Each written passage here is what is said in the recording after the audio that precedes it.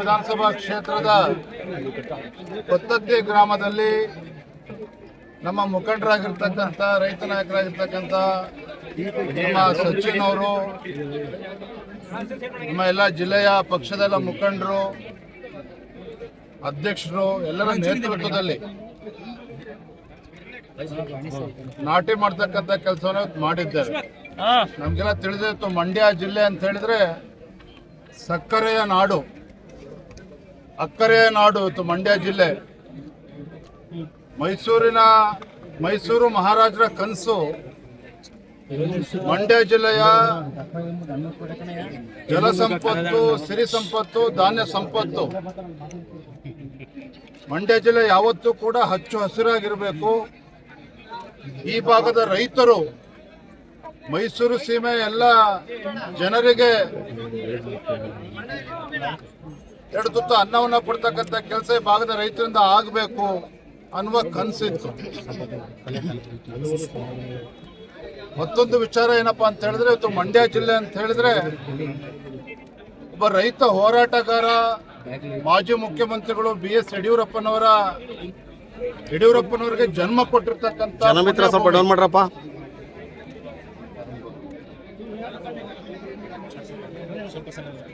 ಬೂಕನಕೆರೆಯ ಸಿದ್ದಲಿಂಗಪ್ಪ ಯಡಿಯೂರಪ್ಪನವರಿಗೆ ಜನ್ಮ ಕೊಟ್ಟಿರ್ತಕ್ಕಂಥ ಒಂದು ಪುಣ್ಯ ಭೂಮಿ ಇವತ್ತು.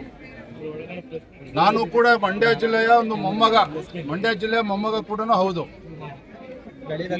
ಯಾವ ಯಡಿಯೂರಪ್ಪನವರು ಜೀವನದುದ್ದಕ್ಕೂ ಸಹ ರೈತರ ಪರವಾಗಿ ಹೋರಾಟವನ್ನ ಮಾಡ್ಕೊಂಡು ಬಂದಿದ್ದಾರೆ ಯಶಸ್ವಿಯಾಗಿ ಅಂತ ಹೇಳಿದ್ರೆ, ಅವರಿಗೆ ಪ್ರೇರಣೆಯೇ ಯಡಿಯೂರಪ್ಪನವರಿಗೆ ರೈತರ ಪರವಾಗಿ ಹೋರಾಟ ಮಾಡ್ತಕ್ಕಂಥ ಪ್ರೇರಣೆ ಸಿಕ್ಕಿರ್ತಕ್ಕಂಥದ್ದೇ ಈ ಮಂಡ್ಯ ಮಣ್ಣಿನ ಪ್ರಭಾವದಿಂದಾಗಿ.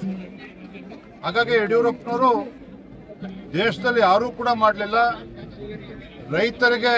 ರೈತರ ಹೆಸರಿನಲ್ಲಿ ಪ್ರಮಾಣ ವಚನವನ್ನು ತೆಗೆದುಕೊಂಡು ರೈತರಿಗೆ ಒಂದು ಪ್ರತ್ಯೇಕ ಬಜೆಟ್ ಅನ್ನ ಮಂಡನೆ ಮಾಡಿ ರೈತರ ಪಂಪ್ಸೆಟ್ಗಳಿಗೆ ಉಚಿತ ವಿದ್ಯುತ್ ಅನ್ನ ಕೊಟ್ಟಿರ್ತಕ್ಕಂಥ ಏಕೈಕ ಮುಖ್ಯಮಂತ್ರಿ, ಧೀಮಂತ ನಾಯಕ, ರೈತ ನಾಯಕ ಸನ್ಮಾನ್ಯ BS ಯಡಿಯೂರಪ್ಪನವರು. ಹಿಂದೆ ಪ್ರಧಾನಮಂತ್ರಿಗಳು ನರೇಂದ್ರ ಮೋದಿಜಿಯವರು ಕಿಸಾನ್ ಸಮ್ಮಾನ್ ಯೋಜನೆಯನ್ನ ಕೊಟ್ಟರು. 6,000 ರೂಪಾಯಿನ ಆ ಕೋವಿಡ್ ಸಂದರ್ಭದಲ್ಲಿ ರೈತರಿಗೆ ಕೊಡ್ತಕ್ಕಂಥ ಕೆಲಸ ಮಾಡಿದ್ರು. ಇಡೀ ದೇಶದಲ್ಲಿ ಕರ್ನಾಟಕ ರಾಜ್ಯದಲ್ಲಿ ಯಡಿಯೂರಪ್ಪನವರು ಸಹ ಮುಖ್ಯಮಂತ್ರಿಗಳಾಗಿ 4,000 ರೂಪಾಯಿನ ಕೊಡ್ತಕ್ಕಂಥ ಕೆಲಸ ಮಾಡಿದ್ರು ಪ್ರಧಾನಮಂತ್ರಿ ಕಿಸಾನ್ ಸಮ್ಮಾನ್ ಯೋಜನೆ ಅಡಿಯಲ್ಲಿ. ಆದ್ರೆ ಇವತ್ತು ಕಾಂಗ್ರೆಸ್ ಸರ್ಕಾರ ಬಂದ ಮೇಲೆ ಅದನ್ನು ನಿಲ್ಲಿಸಿದ್ದಾರೆ. ಏನು ಹಿಂದೆ BJP ಸರ್ಕಾರ ಏನು ರೈತ ವಿದ್ಯಾನಿಧಿ ಕೊಟ್ಟಿದ್ರು, ಅದನ್ನು ಕೂಡ ನಿಲ್ಲಿಸ್ತಕ್ಕಂಥ ಕೆಲಸ ಕಾಂಗ್ರೆಸ್ ಸರ್ಕಾರ ಮಾಡಿದ್ರು. ಒಟ್ಟಾರೆಯಾಗಿ ಕಾಂಗ್ರೆಸ್ ಸರ್ಕಾರ ರಾಜ್ಯದಲ್ಲಿ ಅಧಿಕಾರಕ್ಕೆ ಬಂದ ನಂತರದಲ್ಲಿ ರೈತರ ಪರವಾಗಿರ್ತಕ್ಕಂಥ ಯಾವುದೇ ನಿರ್ಧಾರಗಳನ್ನ ಈ ಕಾಂಗ್ರೆಸ್ ಸರ್ಕಾರ, ಸಿದ್ದರಾಮಯ್ಯ ನೇತೃತ್ವ ಸರ್ಕಾರ ಮಾಡಿಲ್ಲ. ಬದಲಾಗಿ ಹಿಂದೆ ಈ ಭಾಗದ ಕಾವೇರಿ ಕೊಳ್ಳದ ರೈತರಿಗೆ ಅನ್ಯಾಯ ಆಗ್ತಕ್ಕಂಥ ನಿಟ್ಟಿನಲ್ಲಿ ಇವತ್ತು ತಮಿಳುನಾಡಿಗೆ ಅಲ್ಲಿ ಸ್ಟಾಲಿನ್ಗೆ ಖುಷಿ ಪಡಿಸ್ಬೇಕು ಅಂತ ಹೇಳಿ, UPA ಮಿತ್ರಕೂಟಕ್ಕೆ ಖುಷಿ ಪಡಿಸ್ಬೇಕು ಅಂತ ಹೇಳಿ ಯಥೇಚ್ಛವಾಗಿ ನೀರು ಬಿಡ್ತಕ್ಕಂಥ ಕೆಲಸ ಇದೇ ಕಾಂಗ್ರೆಸ್ ಸರ್ಕಾರ ಮಾಡಿರ್ತಕ್ಕಂಥದ್ದು. ಹಾಗಾಗಿ ಇವತ್ತು ಏನು ಈಗಾಗಲೇ ರಾಜ್ಯದಲ್ಲಿ ಇವತ್ತು ರೈತರು ಇವತ್ತು ಕಂಗಾಲಾಗಿದ್ದಾರೆ. ಮುಂದೆ ಬರ್ತಕ್ಕಂಥ ದಿನಗಳು ಒಂದು ರೀತಿ ಬಹಳ ಭೀಕರವಾಗಿರ್ತಕ್ಕಂಥ ಒಂದು ಬಿಸಿಲನ್ನ ನಾವು ನೋಡ್ತಾ ಇದ್ದೇವೆ. ಪ್ರತಿ ಜಿಲ್ಲೆಯಲ್ಲೂ ಕೂಡ ಉಷ್ಣಾಂಶ ಕನಿಷ್ಠ 4-5 ಡಿಗ್ರಿ ಜಾಸ್ತಿ ಆಗ್ತದೆ ಅಂತ ನಾವು ನೋಡ್ತಾ ಇದ್ದೇವೆ. ನಾನು ತಾಯಿ ಚಾಮುಂಡೇಶ್ವರಿನಲ್ಲಿ ಪ್ರಾರ್ಥನೆ ಮಾಡ್ತೇನೆ, ಏನು ಮುಖ್ಯಮಂತ್ರಿಗಳು ಸಿದ್ದರಾಮಯ್ಯನವರು ತಮ್ಮ 16ನೇ ಬಜೆಟ್ ಅನ್ನ ಮಂಡನೆ ಮಾಡ್ತಾ ಇದ್ದಾರೆ. ರೈತರ ಪರವಾಗಿರ್ತಕ್ಕಂಥ ಒಂದು ಉತ್ತಮ ಬಜೆಟ್ ಅನ್ನ ಸನ್ಮಾನ್ಯ ಸಿದ್ದರಾಮಯ್ಯನವರು ಮಂಡನೆ ಮಾಡಲಿ. ಏನು ಭೀಕರ ಬರಗಾಲ ಎದುರು ನೋಡ್ತಾ ಇದ್ದಾರೆ. ಇವತ್ತು ಜಾನುವಾರುಗಳಿಗೆ ಇವತ್ತು ಮೇವನ್ನ ಕ್ರೋಢೀಕರಿಸಿಡಬೇಕಾಗ್ತದೆ ಸರ್ಕಾರ. ಇವತ್ತು ಶುದ್ಧ ಕುಡಿಯುವ ನೀರು ಕೂಡ ಇವತ್ತು ಎಲ್ಲವನ್ನು ಕೂಡ ಗಮನಿಸಬೇಕಾಗ್ತದೆ. ಹಾಗಾಗಿ ಮಾನ್ಯ ಮುಖ್ಯಮಂತ್ರಿಗಳಲ್ಲಿ ಇವತ್ತು ಆಗ್ರಹ ಮಾಡ್ತಾ ಇದ್ದೇನೆ, ವಿನಂತಿಯನ್ನು ಕೂಡ ನಾನು ಮಾಡ್ತಾ ಇದ್ದೇನೆ. ಮುಂದಿನ ಬಜೆಟ್ ಆದರೂ ಸಹ ರೈತರ ಪರವಾಗಿರ್ತಕ್ಕಂಥ ಒಂದು ಬಜೆಟ್ ಅನ್ನ ಮಂಡನೆ ಮಾಡಲಿ. ಮುಂದಿನ ದಿನಗಳಲ್ಲಿ ರೈತರ ಸಂಕಷ್ಟಕ್ಕೆ ಸ್ಪಂದನೆ ಮಾಡ್ತಕ್ಕಂಥ ಸದ್ಬುದ್ಧಿ ಆ ತಾಯಿ ಚಾಮುಂಡೇಶ್ವರಿ ಕರುಣಿಸ್ಲಿ ಅಂತೇಳಿ ನಾನು ಆ ತಾಯಿ ಚಾಮುಂಡೇಶ್ವರಿ ಪ್ರಾರ್ಥನೆ ಮಾಡ್ತಾ ಇದ್ದೇನೆ. ಸಂದರ್ಭದಲ್ಲಿ ಕೇಂದ್ರದಲ್ಲಿ ಒಟ್ಟು ತೋರಿಸ್ತಾರೆ, ನವಾರ್ಡಿಂದ ಬರ್ತಾರಂತ ಅನುದಾನ ಕೂಡ ಕಡಿಮೆ ಆಗಿದ್ದಾರೆ ಅಂತ ನೋಡಿ. ಇವತ್ತು ನರೇಂದ್ರ ಮೋದಿಜಿಯವರು ಪ್ರಧಾನಮಂತ್ರಿಗಳು ಆದ್ಮೇಲೆನೆ ಇವತ್ತು ಹಲವಾರು ಬಾರಿ ಇವತ್ತು ರೈತ ಬೆಳೆದಂತ ಬೆಳೆಗೆ ಇವತ್ತು ಬೆಂಬಲ ಬೆಲೆಯನ್ನ ಇವತ್ತು ಜಾಸ್ತಿ ಮಾಡಿರ್ತಕ್ಕಂಥ, ಹೆಚ್ಚಿಸಿರ್ತಕ್ಕಂಥದ್ದು. ಇವತ್ತು ಪ್ರಧಾನಮಂತ್ರಿ ಮೋದಿಜಿಯವರು ಬಂದ್ಮೇಲೆ ಪ್ರಧಾನಮಂತ್ರಿ ಕಿಸಾನ್ ಸಮ್ಮಾನ್ ಯೋಜನೆ ಬಂದಿರತಕ್ಕಂಥದ್ದು. ಅದನ್ನ ಯಾಕೆ ನಿಲ್ಸಿದ್ರು ಸಿದ್ದರಾಮಯ್ಯ ಸರ್ಕಾರ? ಅದಕ್ಕೆ ಇವತ್ತು ರೈತರು ಪ್ರಶ್ನೆ ಮಾಡ್ತಾ ಇದ್ದಾರೆ.